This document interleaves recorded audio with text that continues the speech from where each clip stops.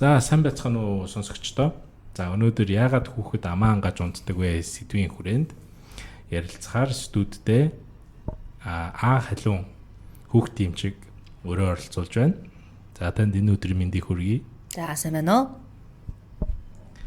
За ер нь хүүхэд яагаад амаа ангаж унтдсан болоо? За энэ нь хүүхдийн эрүүл мэндийн ямар нэгэн шалтгаан байдаг юм болов уу? Эсвэл эрүүл юм болов уу? Эмгэг юм болов уу? Энэ талаар та бидэнд хуваалцаач. Нэраа хүүхэд бага насны хүүхдийн хувьд бол амаа ангаа унтж байгаа нь ер нь нэлээд хэдүүтэй харагддаг. Гэхдээ амаа ангааж унтж байгаа нь бол яг юм амьсгалын дэд замын өвчний шинж тэмдэг байж болцсошгүй байдаг. Ер нь энэ тухай та өмнө сонсч байсан уу?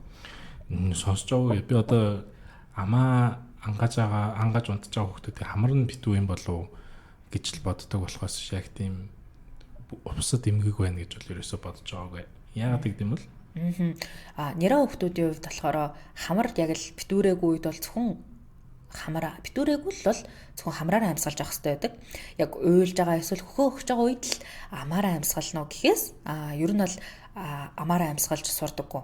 3-4 сар хүрчээж тэд нар амаараа амьсгалж сурдаг. Тэгэхээр тэр хүртэл хүүхдүүд одоо 3-4 сар хүртэлх хүүхдүүд хамар нь битүүл бол тэгэхээр амаараа амьсгалдаг байх нь. Тэгэхээр хамар битүүрэл бол өөрөө ханиадны эсвэл харшлын ч юм уу тухайн өвчлөлийн шинж тэмдэг байж болно. Гэхдээ юуны шинж тэмдэг байлаа гэсэн амаараа амьсгалах нь бол өөрөө айгүй олон төрлийн сөргөндлөөтэй байдаг. Одоо хамар бол зөвхөн агаар орох үүрэгтэй ч юм уу эсвэл яг үнэрлэх үүрэгтэй биш.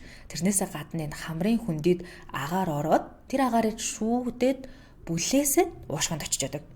Хүүхэд тэгэхэд яг хамраараа амьсгалахгүйгээр амаараа амьсгалж яах гэх юм бол ингэж ам нь өөрөө хамар шиг яг агаарыг шүүж чаддаггүй. Дээрэс нь бүлээсгэж чадахгүй учраас хүүхэд айгүй ойр ойрхон өвчмөд өртөмтгий болох гэдэг. Тэгэхээр ямар шалтгаанаас болдгийм бол Ерөнхийдөө хүүхэд амаараа амьсгалж байгаа нь нэлээд хит хитэн шалтгаантай. Хамгийн илбэг тохиолддог шалтгаан гэх юм бол мэдээж хамар нь битүүрсэн буюу нусаар дүүрсэн байж болно. Хүүхэд тэгэхээр ямар нэгэн байдлаар сүүлийн 1 сарын хугацаанд ханиад хүрсэн ч юм уу эсвэл хүүхэд харшилтай байх юм бол хамар одоо ингээд нусаар дүүрээ битүүрчж байгаа. Инхээр хүүхэд сэрүүн ч юм уу эсвэл унтж байгаа үедээ амаараа амьсгалаа явуулдаг. Хоёр дахь гол шалтгаан бол нойрны апнэ гэж байдаг. Бид нар яг заримдаа аав ээжүүд нэлээд санаа зовцсон байдаг шүү дээ. Шөндөө ингээл унтжээснаа гинт амьсгал төвжээл таг болчдаг тийм амьсгалгаа болоо гинт таг болчдаг. Энийг болохоор нойрны апнэ гэж нэрлэдэг. Энэ тохиолдолд бол ихэнхдээ хүүхдүүдийн гүйлсэн болчирхаа гэдэг нөгөө хоолойны мах гэж ярьдаг. Гүйлсэн болчирхаа томорсон байж болно. Тагладаг гэсэн үг. Яагаад Гүйлсэн болчирхаа том хүмүүс ерөнхийдөө бол одоо амьсгалын замд хэсэг зуртаа бүглэрснөөс шалтгаалаад амьсгал одоо хэсэг зур амьсгал төвжиж болно. Эсвэл нөгөө хүн маань ядарсан, стрессцэн тийм нөхцөлд байх юм бол бас давхар яг амьсгал нойрны апнэ буюу амьсгал төвжиж яж болно. Дээд яг уу амьсгал төвжихтэй холбоотой дахиж ярих юм бол хүмүүс нь ихэнхдээ ухар хэрдэг ч юм уу, тайван бус унтдаг хүмүүс, эсвэл нэг юм ханиалгадаг, амьсгал богдох шинж тэмдэг илэрхдэг хүмүүс ерөнхийдөө бол амьсгал төвжих эмгэгтэй байж магадгүй гэж ер нь үздэг. За тэгээд 3 дахь яг хүн амаараа амьсгалах шалтгаан болохоор хамрын таславч нь мөрөөж болно. За энийг бол бид нар чих амар хоолой эмч дээр очиж онцлуулах хэрэгтэй. Одоо яг нөгөө хамрын гол хэсэгт байдаг мөгөөрсөөрөө хит далисны улмаас хамар өөрөө ингээд битүүрээд амаараа амьсгалах шалтгаан болдог. Энэ бас айгүй илбэг байдаг шүү дээ.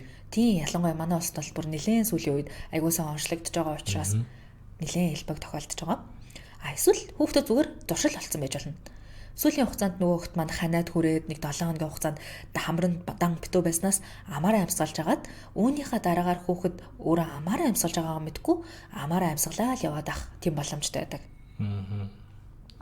За тэгэхээр энэ амаараа амьсгалж байгаа хүүхдийг одоо яг амаараа амьсгалаад байна да гэдгийг одоо яг яаж мэдгүй эсвэл зүгээр төр зуртаа амаараа амьсгалж байгаа юм болов уу урт хугацаанд ингэж байгаа юм болов уу яг эмгэг байгаа эсхийг нь бол яаж мэддэм бол Одоо бид хэд мэдээж хүүхдийн хажууд байнгуйсаар хагаад амаараа амьсгалж гэнэ үгүй юу гэдгийг анзаарахгүй болсон байдаг. Том хүн бол мэдээж өөрөө амаараа амьсгалж байгаагаа мэдэх боломжтой байхад хүүхдэд бол тийм боломж байхгүй. Тэгэхээр бөөнөрөө хамгийн түрүүнд эхлээд ам уруул нь хуурайж гэнэ үгүй юу гэдгийг ажиглаж болно. Хүүхэд данаараа амаараа амьсгалж байгаа юм бол хүүхдийн ам нь уруул нь хуурайчдаг. Ихэнхдээ бол яг шинж тэмдэг нь шөндөө хүүхэд нөө унтаж чадахгүй миний ам цангаад байна ус ууя гэж хэлэх тохиолдлууд байдаг. Тэгэхээр яг шөнө ам цангадаг ч юм уу эсвэл өдөртөө хүүхдийн ам уруул нь хуурайш байвал энэ нь өөрөө нэг шинж тэмдэг гэж болно. Гэхдээ ам ингэж хуурайшх нь өөрөө цаашдаа шүд хорхоод эсвэл буйл өрөвсгийн яг одоо үндсэн шалтгаан бас болж өгдөг талтай байгаа. Ам бага насны хүүхдэд амнаас нь эвгүй өнөр гарч болно. Шүдийн айгуу сайн угааж өгöd байгаа мөртлөө хүүхдийн амнаас нэг юм эвгүй өнөр гараад байгаа юм шиг байх юм бол хүүхэд бас амаараа амьсгалж авах магадлалтай. Ам нь дээр нэмээд хүүхэд астамтай ч юм уу эсвэл ямар нэгэн харшилтай ч юм уу ийм тохиолдолд болохоор хүүхэд амаараа амьсгалж авах магадлалтай байгаа гэдэг. Тэгэхээр хүүхэд нөгөө нэг астам харшлын шинж тэмдэг илэрдэг байх юм бол та өөрөө яг манай хүүхэд амаараа амьсгалж гин үү, гүй байна уу гэдгийг айгуу сайн анзаараад үзээрэй. Тэгээд давхар нөгөө нэг амаараа амьсгалахдаа давхар амаараа амьсгалах нь өөрөө одоо яг биед орж байгаа хүчил дөрөвчийн концентрац гэдэг зүйлийг илүү бууруулж өгч яадаг. Уушигны үйл ажиллагаа буурахад нөлөөлж яадаг учраас давхар өөрөө астам харшил хүндрэхэд бас нөлөөлж өгдөг. Мөн арай жоохон том удаан хугацаанд хэрвээ тэр хүүхэд амаараа амьсгалсан бол ялангуяа нэг 2-3 жил амаараа амьсгалаа явуулсан бид нар анзаараагүй байх юм бол эрүү шүд нь өөрчлөлт орж эхэлдэг. Одоо ерөнхийдөө удаан хугацаанд амаараа амьсгалсан хүүхдийг таних ер нь нэлээд амархан. Яг амаараа амьсгалаа яваад ахаар нөгөө түрүүн хэлсэнчлэн хүчил төрөгч биед бага орж байгаа. Тэнгуут хүчил төрөгч биед бага орж байгаа учраас тухайн хүн маань илүү сайн амьсгалж илүү сайн хүчил төрөгчийг биедээ авахын тулд толгойн бага зэргийн урагшаага ингээд тонгоосон байралтай байж байгаа. Дээрээс нь нэмээд сайн хүчил төрөгч авч чадахгүй байгаа учраас нүднийхэн доогуур хөхөрч хүрсэн байдаг. За тэгээд ерөнхийдөө амаа байнга ангааж унтж байгаа учраас энэ өөрөө эрүүний булчингууд нь нэлээд сулавтар байдаг учраас тэр яг хүүхдүүд нь амаараа байнга амьсгалдаг хүүхдүүд нэлээд амаа ангаасан байдалтай байж байгаа. Ерөнхийдөө бол тэгээд бид нэг харж байсан бохтой нэг юм жоохон урагшаага тонгооцсон нүүр нь нэлээд ядарсан царайтай хүүхэд мөртлөө ядарсан. Тэгээд ам нь ангаасан тийм хүүхдүүд элбэг харагддаг шүү дээ. Тийм нэлээд олон тохиолдож өгч байдаг. Тэгээд байнга ингээ ам нь сул нэг юм том уруултай жимшиг заримдаа санагдаад идэг шүү дээ. Ингээ амаа ангаасан байж байдаг. Дээр нь нэмээд ингэж байнга амаас нь ангаасан байралтай байдгаас холбоотойгоор би илүү сайн хүчил төрөгч авахын тулд тагнаа айгуу сайн дээшгээ хонхоогоод өгчдөг. Нэлийн хонхор тагнаатай болдог. Гэхдээ хэр хугацааны дунд үүсдэг өөрчлөлтүүд юм бол ойролцоогоор нэг 2-3 жилийн хугацаанд ч юм уу. Тийм. Тэгэд тагнаа маань ингээд нэлээд хэлбэрээ алдсантай холбоотойгоор шүднүүд маань буруу байрлалд орж хөгжиж өгдөг. Ингээд шүднүүд нь нэлээд сайн шахагдаж өгдөг, хоорондоо шахагдаад ингээд нааш цаашгаа орсон буруу байрлалтай шүдтэй болдог. Тэг яг хуу энэ тохиолдолд бол ихэнхдээ шүдний эмч нэлээд онцлогоо хийдгэлтэй шүд нь буруу өгсөн байна, амаараа илүү сайн амьсгалдаг байж магадгүй байна. Тэгэхээр ингээд хамраар амьсгалаарэ гэд ингээд онцлогоонуудыг хийж өгч яадаг. Мөн өөр нэг шалтгаан нь болохоор хүүхэд нөгөө амаа ангаасан байгаатай холбоотойгоор уруулын булчингууд сулардаг. Энэтэй холбоотойгоор нөгөө өвнүүдээ жоохон муу хидэлтэй, жоохон юм талтрай, хил муутай болж өгч яадаг талтай байгаа. За мөн яг нөгөө нэг түрүүн ярьсан бөөнөрө шөндөө хүүхэд ингээд амаараа амьсгалж байгаа учраас хил айгуу сайн хуурайшж өгдөг. Хил хуурайшж байгаатай холбоотойгоор тарих гүн нойронд сайн очиж өгөхгүйгээр бүрэн сайн унтаж чаддаггүй. Тэгэхээр шөндөө ингээд хүүхцэрэл ээжээ ам цангаад байна, ус уумаар байна гэж хэлэх нь өөрөө хүүхэд нойрондоо муу гүн нойрс багтаа болж өгдөг. Тэгэхээр хүүхэд өглөө ингээд тий олон цаг унтсан ч бай нойрмоглсон, ядарч зулцсан, бүрэн сайн нойр аваагүй. Тэгээ тэрнтэй холбоотойгоор мэдээж сургуульд орох хэвчээ анхаарал төвлөрүүлэх чадвар нь муу тийм хүүхдүүд болдог. Бас дахиад өөр яг нойр муутай холбоотойгоор гэх юм бол зан араншингийн хүүхд өөрчлөлтөнд аягүй их орж өгдөг. Нэлээд жоохон ааштай, ууртай, хид хөдөлгөөнтэй, эсвэл жоохон юм анхаарал төвлөрөлт муутай тийм хүүхэд болж байгаа. Ааштай ууртай гэхэлэр одоо хэдэн настай хүүхдийг ярьж байгаа юм бол ерөнхийдөө бол нөгөө нэг одоо бид нэр хүүхэд 3-4 настайд бол яг зан араншингийн өөрчлөлтөнд нөгөө синдром гэж хэлдэг шүү дээ. 3-4 насны синдром гэж бол байж байдаг. Тэрнээс хоошоо болохоор яг юм ааштай ууртай зан араншин өөрчлөгдсөн. Дээрээс нь анхаарал төвлөрөл муугааг илүү сайн оншилж өгдөг хугацаа гэх юм бол яг сургуульд орох наснууд байгаа гэдэг. Бусад хүүхдүүдтэйгээ харьцуулахад нэлээд аашны зан араншингийн өөрчлөлтөд дээрээс нь нэмээд анхаарал төвлөрөлт нь бага. Нөгөө сууж чадахгүй хичээл хийхгүй багш нь тэгэхээр ингээд яг хүүхд чи ингээд шүү ийм асуудал шүү гэд илүү сайн онцлогддог нас нь сургуульд орох наснууд байгаа. За мөн дээрээс нь нэмээд яг бага насны хүүхдүүд бол айгүй шүд тавирах шинжүүд илэрдэг. нөгөө тархинд хүчил төрөгчд бага очиод байдаг. Тэгэхээр хүчил төрөгч дутагдаад байна гингуудаа тарих ингээд эрүүгээр баг зэрэг урагшлуулж өгдөг. Тэр нь яаж байгаа юм гэхээр илүү сайн агаар авмаар байгаатай л холбоотой. Тэгэхээр шүдээ жоохон урагшлуулад өгөхөр хүүхдүүд яг илүү илэрдэг шинжин болохоор шүн хүүхдүүд унтчих та шүдээ хавирж өгч байдаг. Тэгэхээр ийм олон шинж тэмдгүүдийг за эцэг эхчүүд бол анзаарах юм байна те. Тэгэхээр энийг яг хаана одоо онцлуулах юм бол гэдэг одоо асуулт гарч ирэх байна. Аха. За одоо энэ бол нэлээд олон газар бид нар онцлогдож болно. Хүүхдийн эмчтэй үзүүлэлтэд онцлуулж болно. Харшлын эмчтэй бас үзүүлж болно. Шүдний эмчдэр бас яг эдгээр гол шалтгаануудыг нь онцлуулад нарийн мэрэгжлийн эмчдэр ингэж очисноор эмчилгээнүүдээ эхлэх боломжтой болдог. Нарийн мэрэгжил гэхэлэр одоо шүд бол шүдний эмчдэрэ гэх мэт гэж ойлгож болох уу? Яг шүдний эмч, харшлын эмч, хүүхдийн эмчүүд эдгээр эмчдэрээс нарийн мэрэгжлийн зөвлөгөө авах. Тэгэхээр яг бид нар одоо харшлын эмчдэрээ үзүүлээд харшилтай байх юм бол гол харшлын эмчилгээг хийлгэнгээ давхар буцаагаад өөр бусад шүдний эмгэг байна уу, үгүй байна уу гэдгийг хүүхдийн эмчээс зөвлөгөө авах боломжтой болж байгаа. За тэгэхээр ингээд хүүхдээ бол эцэг эхчүүд нь бол онцлуулчлаа. Тэгэхээр эмчилгээ нь одоо яг яадаг юм бол одоо урьдчилан сэргийлэх ч юм уу арга хэмжээ авах шаардлага байгаа юу? Хэрвээ байдаг бол яаж урьдчилан сэргийлэх вэ? Нэгэнт онцлогдсон тохиолдолд бол яаж эмчилт юм бол? Яг одоо тэгэхээр үндсэн гол шалтгаанаа бөөнөрөө эмчлэх хэрэгтэй болж байна. За магадгүй хүүхэд маань амаа ангааж байгаа нь харшлын гаралтай байж болно. Тэгэх юм бол бид нар харшлыг эмчлүүлжээж дараа нь ингэж амаа ангааж, байнга амаа ангааж унтах ч юм уу энэ байдлаас сэргийлэх боломжтой болж байгаа. Эсвэл хүүхдийн мэдээж гол амаа ангаасан шалтгаан нь түрүүний ярьжсэн зуршил байгаад ханаад хүрсэн тохиолдлынхаа дараа ингэж авах юм бол мэдээж би тэгэд гол ханаадаа эмчлүүлчихэд тэгээ үүний дараагаар бөөнөрөө аль болохоор амаар амьсгалуулахгүй байх дадлалыг хэвшүүлэхээр оролдоно. За тэгэхээр урьдчилан сэргийлэх аргууд ялангуяа одоо нөгөө гэртээ хийж болох одоо тийм урьдчилан сэргийлэх арга байт юм болов уу?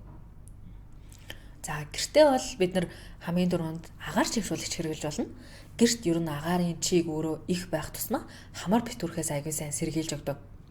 За мөн хэрвээ бүр бага насны 2-оос доош насны хүүхэдтэй байх юм бол бидэд нөгөө нусын нийлгэж чаддаггүй учраас аль болохоор нус соруулагч байнгын өдөр тутамдаа ашиглаад өгч болно. Орой унтахаас өмнө нэм зөөл аргаар нусыг нь соруулаад тэгээд хамрыг нь цэвэрлжээ цаахан унтуулж болж чаддаг. Мөн өдрийн цагаар байх юм бол бид нар хүүхэдтэй ойр ойрхон шингэн зүйлүүлгэж болно. Ингэснээр хүүхдийн ам хатахгүй тэгээд дээрэс нь хамар битүүрхийн эсрэг баг зэрэг хөнгөн зэрэгээр нөлөөлж өгдөг. Тэрнээс шиг шингийн юм уулгаад яваа шууд нөгөө хамар битүүрхгүй байна гэж бол бодож болохгүй. Тэгээд бид нар аль болохоор нэг 4-өөс дээш насны хүүхдүүдэд болохоор хамраа ингэж нөгөө давсны усмлаар угаана гэж байдаг. Тэгэж угаахыг зөвлөдөг. Тэгдийн яаж байгаа юм бэ гэхээр хамрыг ингээд давсны усмлаар угаахаар хамрын хөндөй дотор байгаа нус тэгээд дээрэс нь мөн одоо нян бактери буюу одоо нөгөө өвчлөл үүсгэх гээд байгаа тэр зүйлс эсвэл нөгөө нэг харшил үүсгэж байгаа тэр зүйлсийг зэргийг өдөр болгон ингээд угааж гаргаснараа харшил хүндрэхээс ч юм уу эсвэл ханаад болон өөр өвчлөл байвал тэдгээр өвчлөл хүндрэхээс сэргийлж өгдөг. Тэгээ хамар битүү байвал тухайн битүү байгаа нусыг гаргаж өгдөг учраас хүүхдийн хамар одоо онгойлгосноор хүүхэд амаараа амьсгалахгүйгээр хамраараа амьсгалж өгдөг.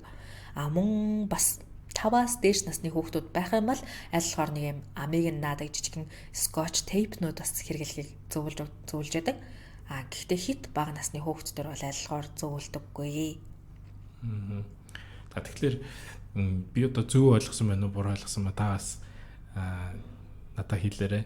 Тэгэхээр эцэг эхчүүд маань одоо ингээд хүүхдээ амаа ангааж байгаа байдлыг нь ерөнхийдөө бол ихэндээ ажиглаад мэдчихнэ шүү дээ. Тэгэхээр мэдчихэд одоо дараа нь ямар ч гэсэн гэртээ авч болох арга хэмжээнүүдийг нь аваад тэгээд бүр болохгүй бол эмчэд хандж одоо онцлуулах уу эсвэл бол шууд одоо шинж тэмдэг илэрсэн тохиолдолд очиж онцлуулах хэрэгтэй болов уу? Мэдээж яг шинж тэмдэг илрэнгуйт нь шууд онцлуулна гэхээр одоогоор яг энэ амаа ангааж унтах нь ямар нэгэн яг тусдаа бие даасан өвчнөд бол тооцогддгоо. Тэгэхээр аль болохоор аав ээжүүд маань гэртээ урьдчилан сэргийлэх арга хэмжээнүүдийг аваад байжгаад энэ нэлээд удаан хугацаанд үргэлжилж байна. Хүүхэд эсвэл айгүй ядарсан царайтай байж байна. Зан арга шингийн өөрчлөлт болж байна.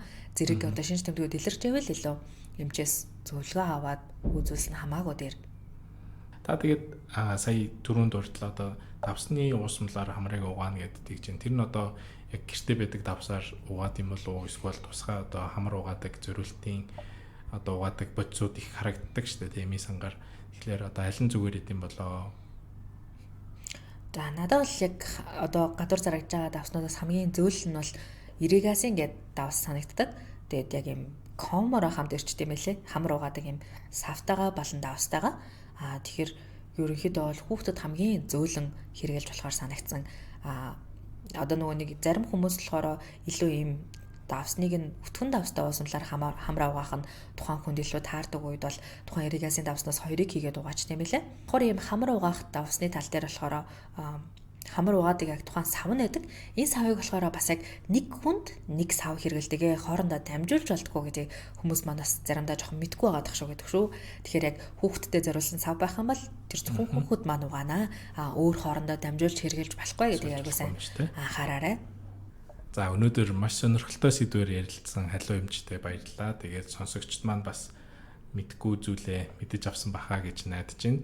Тэгээд та бүхэнд дахиад ийм сонирхолтой сэдвээр эсвэл одоо сонирхож байгаа сэдвэрээ асуулт байх юм бол энэ доод комент хэсэгт бичээд үлдээгээрэй. Тэгэх юм бол бид нэр тэрийг нь харж агаад дараагийн удаа бас ийм мундаг эмч нараараа подкаст хийх гэж байна. За баярлалаа баяртай. Баярлалаа.